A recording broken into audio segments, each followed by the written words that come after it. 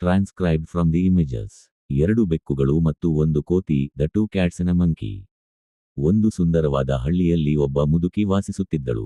ಅವಳ ಮನೆಯಲ್ಲಿ 2 ಬೆಕ್ಕುಗಳಿದ್ದವು. ಒಂದು ದಿನ ಆ ಮುದುಕಿ ತನ್ನ ಮನೆಯಲ್ಲಿ ಒಂದು ಮಡಕೆ ತುಂಬಾ ತಾಜಾ ಬೆಣ್ಣೆಯನ್ನು ಇಟ್ಟಿದ್ದಳು. ಮುದುಕಿ ಹೊರಗಡೆ ಹೋದಾಗ ಈ 2 ಬೆಕ್ಕುಗಳು ಮೆಲ್ಲನೆ ಮನೆಗೆ ನುಗ್ಗಿ ಆ ಬೆಣ್ಣೆಯ ಮಡಕೆಯನ್ನು ಕದ್ದುಕೊಂಡು ಬಂದವು. ಮನೆಯಿಂದ ದೂರ ಬಂದ ನಂತರ ಅವು ಬೆಣ್ಣೆಯನ್ನು ತಿನ್ನಲು ಹೋದವು. ಆದರೆ ನನಗೆ ಹೆಚ್ಚು ಬೇಕು, ನಿನಗೆ ಕಡಿಮೆ ಎಂದು ಇಬ್ಬರ ನಡುವೆ ಜೋರಾಗಿ ಜಗಳ ಶುರುವಾಯಿತು.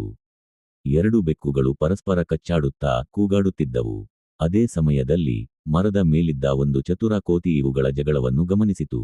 ಅದು ಬೆಕ್ಕುಗಳ ಬಳಿ ಬಂದು, ನೀವಿಬ್ಬರೂ ಜಗಳವಾಡಬೇಡಿ. ನಾನು ನಿಮಗೆ ಸಮನಾಗಿ ಬೆಣ್ಣೆಯನ್ನು ಹಂಚಿ ನ್ಯಾಯ ಮಾಡುತ್ತೇನೆ. ನನ್ನ ಹತ್ತಿರ ಒಂದು ತೂಕದ ಯಂತ್ರವಿದೆ ಎಂದು ಹೇಳಿತು. ಬೆಕ್ಕುಗಳು ಕೋತಿಯ ಮಾತನ್ನು ನಂಬಿ ಒಪ್ಪಿಕೊಂಡವು. ಕೋತಿಯು ಬೆಣ್ಣೆಯನ್ನು 2 ಭಾಗ ಮಾಡಿ ತೂಕದ ಯಂತ್ರದ 2 ತಟ್ಟೆಗಳಲ್ಲಿ ಇಟ್ಟಿತು.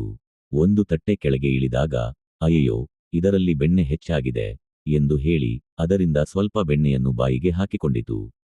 ಆಗ ಮತ್ತೊಂದು ತಟ್ಟೆ ಕೆಳಗೆ ಇಳಿಯಿತು.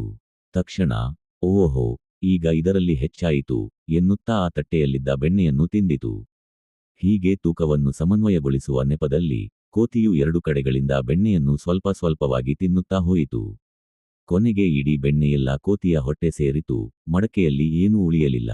ನ್ಯಾಯ ಸಿಗುತ್ತದೆ ಎಂದು ನಂಬಿದ್ದ ಬೆಕ್ಕುಗಳಿಗೆ ಈಗ ವಿಷಯ ತಿಳಿಯಿತು. ಆದರೆ ಆಗಲೇ ತುಂಬಾ ತಡವಾಗಿತ್ತು. ಬೆಣ್ಣೆಯೂ ಇಲ್ಲದೆ ಹಸಿವಿನಿಂದ ಬೆಕ್ಕುಗಳು ತಮ್ಮ ಮೂರ್ಖತನವನ್ನು ನೆನೆದು ಅಳುತ್ತಾ ಪಶ್ಚಾತ್ತಾಪ ಪಡತೊಡಗಿದವು. ಕೋತಿಯು ಅಲ್ಲಿಂದ ಸುಲಭವಾಗಿ ಪರಾರಿಯಾಯಿತು. ಬೆಕ್ಕುಗಳು ನಿರಾಶೆಯಿಂದ ತಲೆ ತಗ್ಗಿಸಿ ಅಲ್ಲಿಂದ ಓಡಿಹೋದವು. ಕಥೆಯ ನೀತಿ, ಮಾರಲ್: ನಾವು ಪರಸ್ಪರ ಜಗಳವಾಡಬಾರದು. ನಾವು ಜಗಳವಾಡಿದರೆ ಮೂರನೆಯವರು ಅದರ ಲಾಭವನ್ನು ಪಡೆದುಕೊಂಡು ನಮಗೆ ಮೋಸ ಮಾಡುತ್ತಾರೆ.